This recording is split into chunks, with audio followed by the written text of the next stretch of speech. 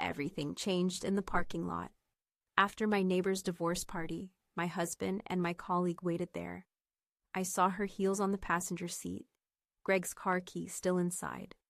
Her silk blouse was carelessly thrown on the dashboard, Greg's scent all over it. My world just cracked, right there, under the dim parking lot lights.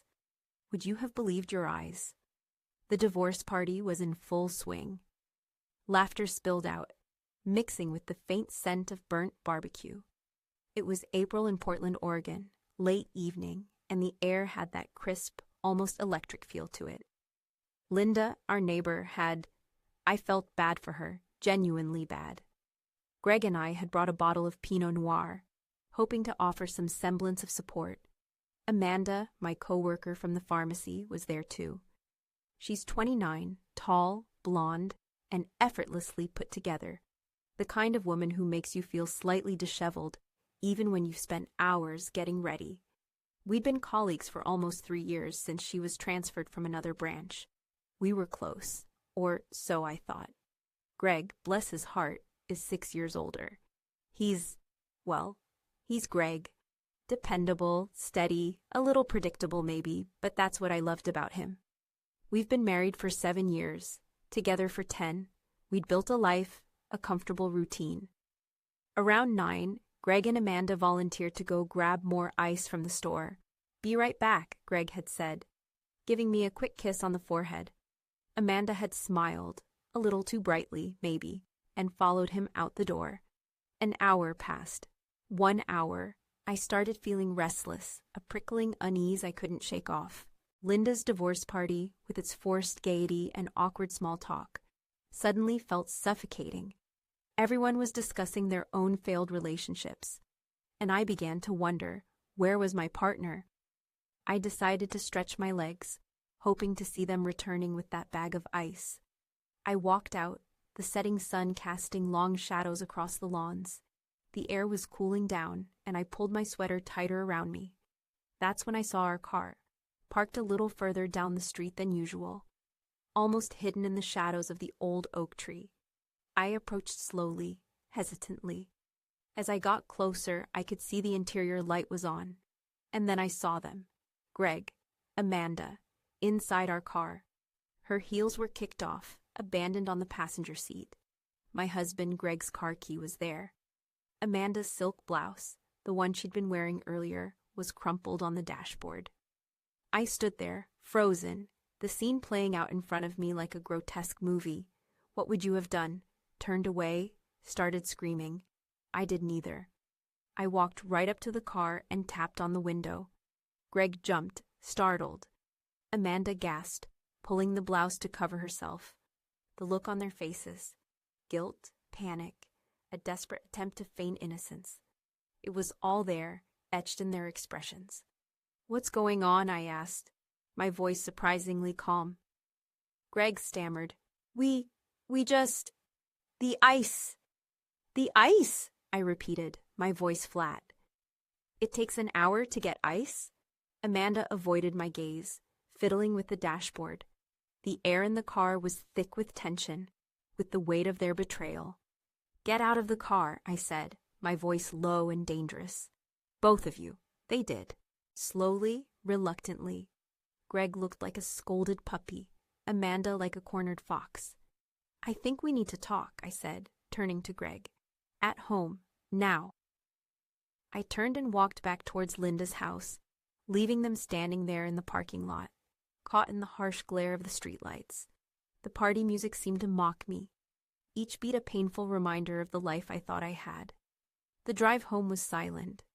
Greg kept glancing at me, his face pale. I stared straight ahead, my mind racing, trying to make sense of what I'd just witnessed. How could he? How could they? After 10 years? After everything we'd built? When we got home, I went straight to the bedroom and started packing a bag. "What are you doing?" Greg asked, his voice trembling. "I'm leaving," I said, not looking at him. "I can't stay here. Not now." "Please," he begged. "Let me explain." "Explain what?" I asked. "Explain how you were screwing my coworker in our car? Explain how you betrayed me, How you destroyed everything we had? He didn't have an answer. He just stood there, his head bowed, the picture of shame and guilt. I finished packing, grabbed my keys, and walked out the door. I spent the night at a cheap motel on the other side of town, the kind with stained carpets and questionable smells. But at least it was away from him, away from the lies and the betrayal. I had to. I needed the distraction, the routine, anything to keep me from falling apart. Amanda was already there, sitting at her desk, looking as composed as ever. She glanced up as I walked in, a flicker of something, fear, guilt, in her eyes. "We need to talk," I said, my voice barely above a whisper. She nodded, her face pale. "Can we do it later? I have a patient appointment." "No," I said, my voice hardening. "We need to talk now." I led her to the break room, closed the door, and turned to face her. "Why?" I asked, my voice filled with pain and anger. "Why would you do this to me? We were friends." She stammered, avoiding my gaze. "It just happened." "It just happened," I repeated, incredulous. "You just happened to sleep with my husband in our car? Are you serious?" She didn't answer. She couldn't. "Do you even feel bad?" I asked, my voice cracking. "Of course I do," she said. "I never meant for it to happen, I swear." "Then why?" I pressed. "Why did you do it?" She hesitated for a moment, then said, I wanted your job." Her words hit me like a punch to the gut. My job? Was that it? Was that all this was about? "You wanted my job?" I asked, my voice barely a whisper. She nodded. "I've been wanting to move up for a while now. I knew that if I could get you fired, I'd have a better chance." Fired? She wanted me fired? This was more than just a fling. This was calculated, premeditated. "You were sleeping with my husband to get me fired," I repeated, still trying to wrap my head around it. She didn't answer. Her silence was confirmation enough. "I can't believe you," I said, my voice filled with disgust. "I trusted you. I confided in you, and you were plotting to ruin my life." I turned and walked out of the break room, leaving her standing there, alone with her guilt. I went straight to the manager's office and told him everything. About Greg, about Amanda, about her plan to get me fired. He listened patiently, his face growing increasingly grim as I spoke. He promised to investigate, to take appropriate action, but I knew it wouldn't be enough. The damage was already done. That evening, I went back to the motel. I felt numb, exhausted, completely drained. I lay on the bed, staring at the ceiling, wondering what to do. My life had been turned upside down in a single day. My marriage was over, my job was at risk, and my friend had betrayed me in the worst possible way. What would you do? Just give up? Everyone knew something was going on. Whispers followed me down the hallways. Curious glances met my eyes. Amanda avoided me, but I could feel her watching me, her eyes filled with a mixture of fear and resentment. Later that afternoon, the manager called me into his office. He informed me that Amanda had been suspended pending an investigation. He also told me that he'd found some suspicious emails on her computer, emails that appeared to be written by me, complaining about my work conditions, my colleagues, even him. Emails that I definitely did not write. It was all starting to make sense. Amanda hadn't just been sleeping with my husband to get me fired. She had been actively trying to sabotage my career, to create a false impression of incompetence and unprofessionalism. The emails were damning, but I had proof I didn't write them. At the time, I didn't know why he was asking. Greg asked about the email software at home weeks ago, I explained to my manager. He said he was having problems with his new tablet, and he wanted to use the same software we do. Now I know why. The manager nodded grimly. "We'll need to talk to him," he said. I felt a flicker of hope, a tiny spark of vindication. Maybe, just maybe, I could salvage something from this mess. I couldn't face going back to our house, not yet. As I walked to my room, I noticed a folded piece of paper slipped under my door. I picked it up and unfolded it. It was a note, typed on a computer with no signature. It read, "Drop it, or you'll regret it." My heart pounded in my chest. This was getting serious. This wasn't just about a job anymore. This was about something else, something darker, something I didn't understand. Was I in danger? Should I go to the police? I spent a restless night tossing and turning, my mind filled with fear and uncertainty. I went to Greg's office. I knew he'd be there, even though he probably didn't want to see me. I walked in without knocking, surprising him. He was sitting at his desk, looking pale and drawn. "We need to talk," I said, my voice cold. He sighed. "I know," he said. "I'm sorry." "Sorry?" I repeated, incredulous. "Sorry for sleeping with my coworker? Sorry for trying to get me fired? Sorry for everything you've done?" He didn't answer. He couldn't. "Why, Greg?" I asked, my voice trembling. "Why did you do it?" He hesitated for a moment, then said, "I don't know. I was stupid. I was selfish. I wanted something different." "Something different," I repeated, my voice filled with disbelief. "You wanted to throw away 10 years of our life for, what, a cheap fling with a younger woman?" He looked down, ashamed. "It wasn't just a fling," he said. I thought I was in love with her." "In love with her?" Those words hit me harder than anything else he'd said. "In love with her? After 10 years with me?" "How could you?" I asked, my voice cracking. "How could you do this to me?" "I don't know," he said, his voice barely above a whisper. I wasn't happy. I hadn't been happy for a long time."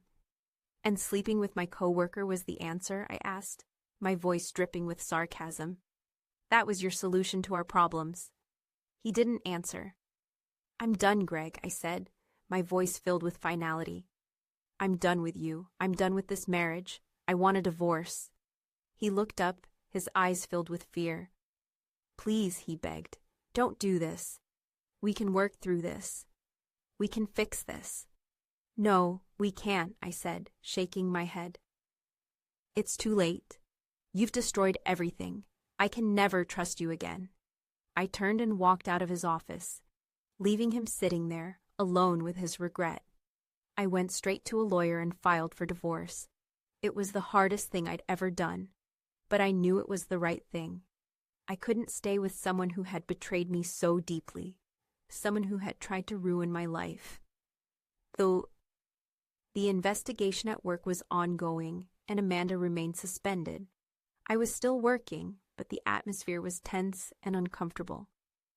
Then, one day, I received a call from the police. They wanted to talk to me about the threatening note I'd received.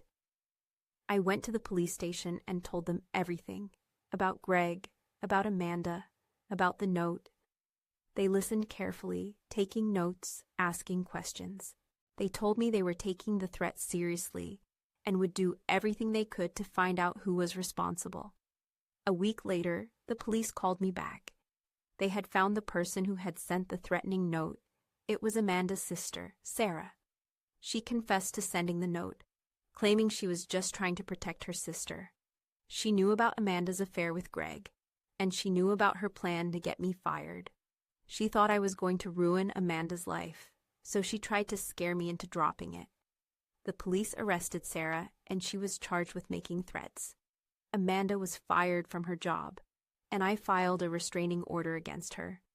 The divorce was finalized a few months later. Greg and I divided our assets, and we went our separate ways. It was a long and painful process, but I survived. I rebuilt my life, piece by piece. I found a new job, I made new friends, and I started to heal, but the scars remained. The betrayal had changed me, hardened me. I would never be quite the same again. Could I forgive them? Could I ever forget what they had done? I don't know. Maybe someday. But not now. A few years later, I was walking through the farmer's market downtown when I saw her. She was pushing a stroller with a little girl clinging to her leg. She looked different, softer, more ordinary. I hesitated, wondering if I should approach her. Part of me wanted to confront her, to remind her of what she had done. But another part of me just wanted to move on, to leave the past behind. I decided to walk past her, to pretend I didn't see her. But as I passed, she looked up and saw me. Our eyes met. For a moment, we just stared at each other, 1,000 unspoken words hanging in the air. Then she gave me a small, almost imperceptible nod. I returned the nod, and we both continued on our way. It wasn't forgiveness, not exactly, but it was something. It was a recognition that we were both just human, flawed and imperfect, capable of both great love and great betrayal. And maybe, just maybe, that was enough. It has been many years now. I am happily remarried, with 2 beautiful children. I have a career I love. And I am surrounded by people who care about me. I still think about Greg and Amanda sometimes. I wonder where they are, what they're doing. I hope they found happiness, even if it wasn't with each other. The experience taught me a lot about myself, about life, about the complexities of human relationships. It taught me that betrayal is possible, even from those we trust the most. But it also taught me that we are stronger than we think, that we can survive even the most devastating experiences, and that we can rebuild our lives, even after they've been shattered. The anger and hurt were replaced with a sense of, understanding. I realized they were flawed people, driven by their own insecurities and desires. They hadn't acted out of pure malice, but from a desperate need to fill a void within themselves. It didn't excuse their actions, but it helped me comprehend them. I focused on what I could control: my reaction, my healing, and my future. I sought therapy, and it helped me process the trauma and develop healthy coping mechanisms. I surrounded myself with supportive friends and family who reminded me of my worth. Slowly, I started to rediscover myself. I pursued passions I'd neglected during my marriage, like painting and hiking. I volunteered at a local animal shelter and found joy in helping animals in need. I learned to trust again, cautiously, and to prioritize my own well-being. And eventually, I found love again. A deeper, more authentic love built on honesty and mutual respect. I am living proof that betrayal doesn't have to define you. It can be a catalyst for growth, a turning point that leads you to a stronger, more fulfilling life. The scars may always be there, but they serve as a reminder of the battles you've won and the strength you've found within yourself. It wasn't easy, and there were days when I wanted to give up. But I kept pushing forward, one step at a time And that is my story, a story of betrayal, heartbreak, and ultimately, redemption. What would you do? How would you rebuild? Write what you would choose in the comments. And if you like this story, don't forget to like and subscribe for more true crime tales of survival. That farmer's market. It was fall, and the colors were everywhere. Pumpkins piled high, apples gleaming, the air thick with the scent of cinnamon and wood smoke. It felt almost surreal, a picture of idyllic normalcy against the backdrop of my shattered past. Seeing Amanda there, though, it stirred something within me. Not anger, not really, more like pity, and a strange sort of closure. It was like seeing a ghost of my former life, a life that felt both incredibly distant and achingly familiar. I started taking pottery classes, something I'd always wanted to do but never had the time for when I was married. The feel of the clay between my fingers, the slow, deliberate process of shaping it into something beautiful, it was incredibly therapeutic. It was a way of taking something broken, something shapeless, and transforming it into something whole and new. It wasn't just about the pottery itself. It was about the process, the act of creation, the feeling of control, something I'd lost for so long. I decided to sell my house. Too many memories, too much pain. Every room, every corner held a reminder of Greg and our life together. It was time for a fresh start, a clean slate. I bought a small cottage on the outskirts of town, with a big garden and lots of sunlight. It was smaller than our old house, but it felt like home. It felt like mine. What would you have done with that big house? Sold it, burned it, given it away? The legal battles were messy, of course. Dividing assets is never easy, especially when there's so much resentment and bitterness involved. But I had a good lawyer, and I was determined to get what I deserved. Greg didn't fight me too hard, to be honest. He seemed resigned, almost relieved to be moving on. I heard through mutual friends that he was seeing someone new, someone younger, of course. That didn't bother me as much as it might have once. I'd moved on too. I even started dating again, tentatively at first. It was awkward, terrifying, and occasionally hilarious. But it was also liberating. It was a reminder that I was still desirable, still capable of connection, still worthy of love. One evening, I was having dinner with a friend, Sarah, at a little Italian restaurant downtown. We were catching up on life, laughing, sharing stories. As we were leaving, I saw Greg standing outside, talking to someone. It wasn't the someone I expected. It was Linda, our neighbor whose divorce party started this whole mess. My stomach dropped. What were they doing together? Were they... No, it couldn't be. But the way they were looking at each other, the way they were laughing, it was undeniable. I grabbed Sarah's arm and pulled her away. "What's wrong?" she asked, concerned.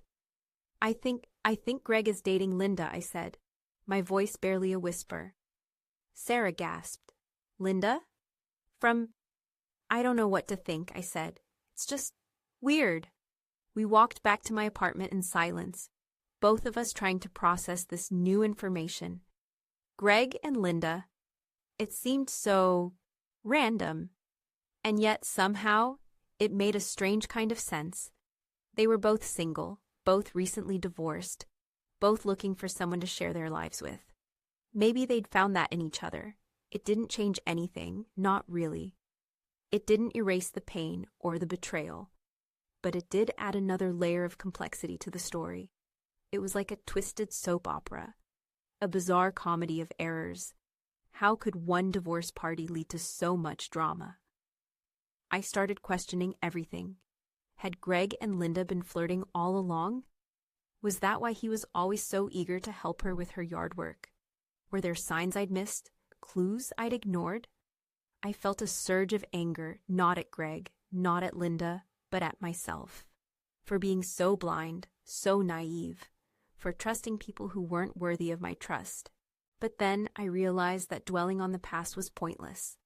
It wouldn't change anything. It wouldn't bring back the life I'd lost. It would only keep me stuck in the same cycle of pain and resentment.